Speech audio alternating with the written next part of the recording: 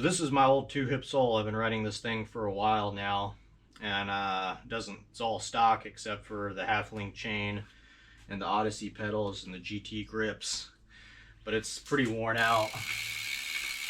The sprocket is not round anymore. The rear cassette makes a lot of noise, and the spokes are all pretty loose, and there's one completely broken spoke.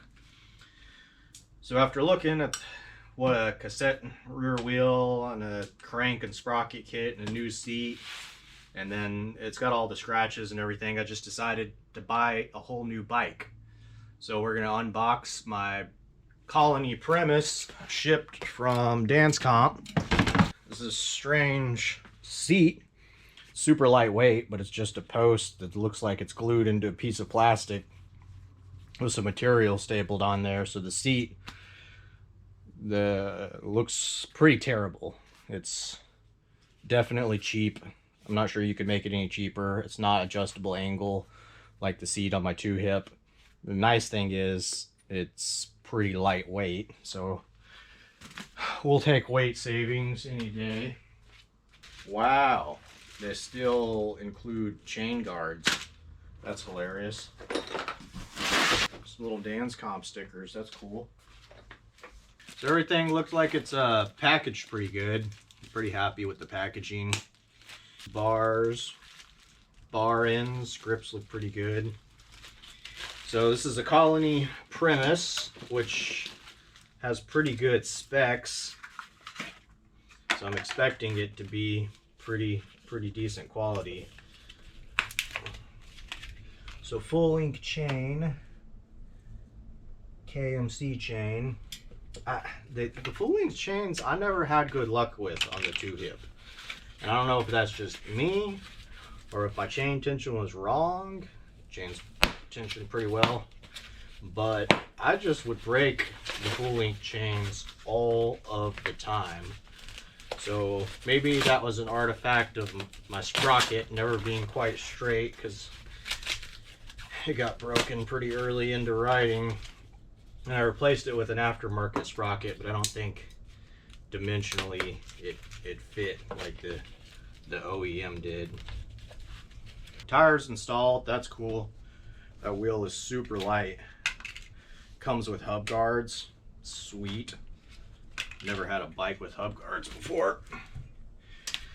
So this is advertised as double wall rims. Do you think they have a little jig at Dance Comp that aligns the stem and the forks? You know, 2-hip on their website before it went down, they used to have a fork design where the stem slid on and it was keyed, so it could only go on straight, and that was a really good idea. And it's not really something that requires some crazy patent or some, you know, exclusive thing. That's kind of slick. We're gonna wipe that out with some degreaser before we install that. Why don't stems have a keyed feature that only lets you put them on straight? And if it was keyed, your handlebars would never spin. Why don't people do that? So in the box of trinkets, we have a front brake assembly. That's pretty cool. I may or may not use that. We got pedals. These pedals are okay. They look solid, nice traction pins, kind of heavy. Not a huge fan of the pedals. Definitely cheapo unsealed bearings, but I'm not going to complain too much. It's a, you know, $500 bike, not a $1,200 bike. A couple of wheel reflectors. That's pretty rad. Seat post, head tube type reflectors. Never going to use those. A bell. Imagine that.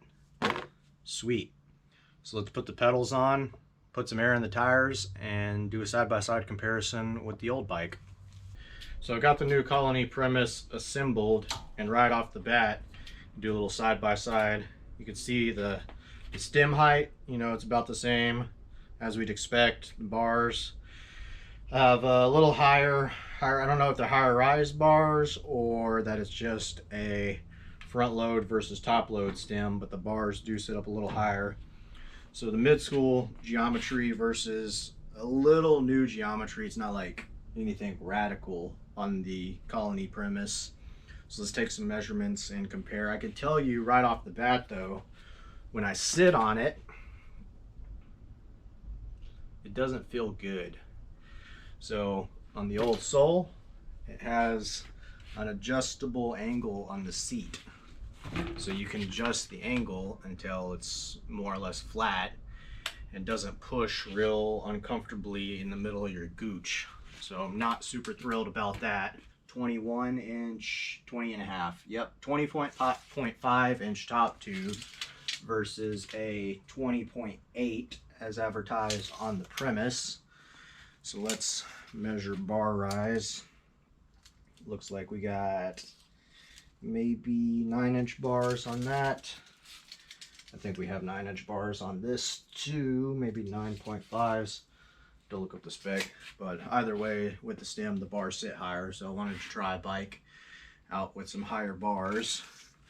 The chainstay is 14 inches on this bad boy, and on this guy, it's 13 and a half.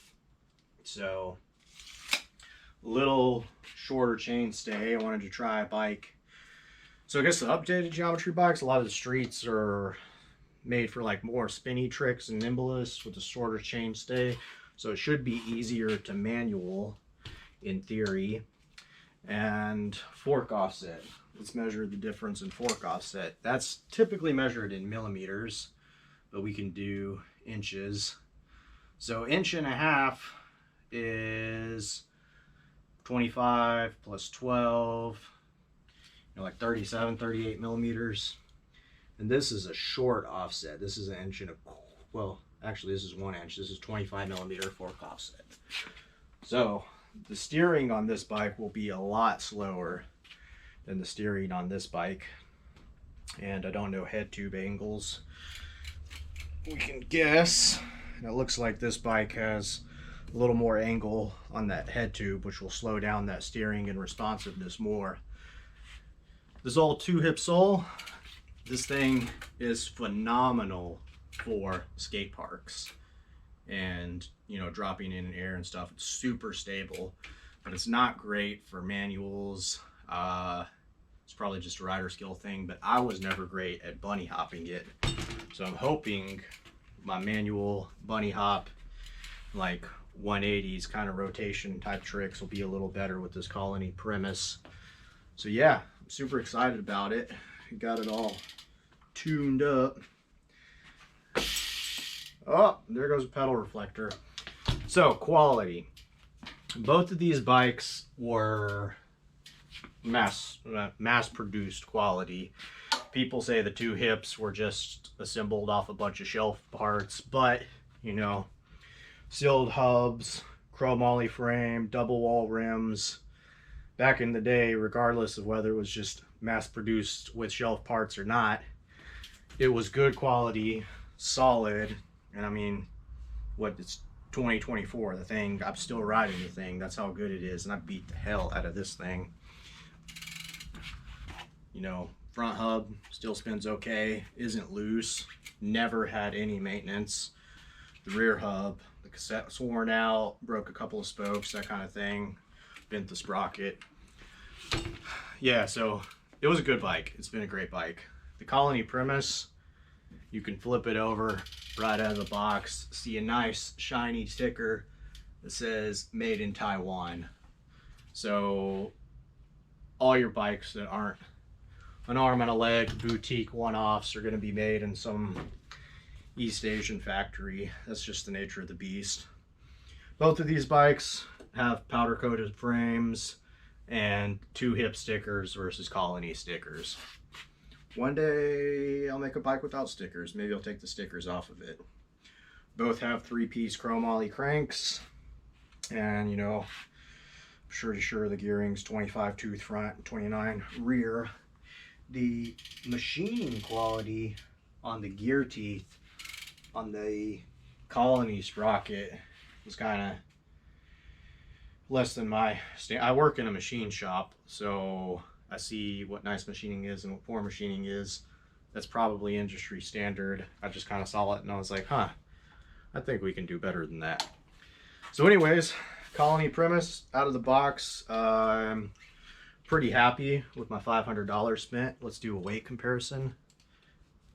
I think the Primus is actually maybe a half a pound or a pound lighter than the 2-hip, which the 2-hip, again, very lightweight bike for its day. So $500, that's what you get from Dan's Comp. Half assembled, mass produced Taiwan bike from a company based out of Australia. $500 in 2024 money versus $400 in 2009, 2010 money.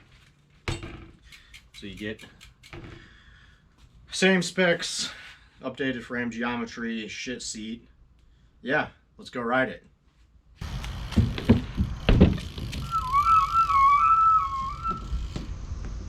Let's see how way easier to manual than my old bike. Now, please make fun of me in the comments, because I'm not good at manuals. But that is ridiculously easy to pop up compared to my last bike. Can't wait to take it to the skate park. I think I'm gonna like it.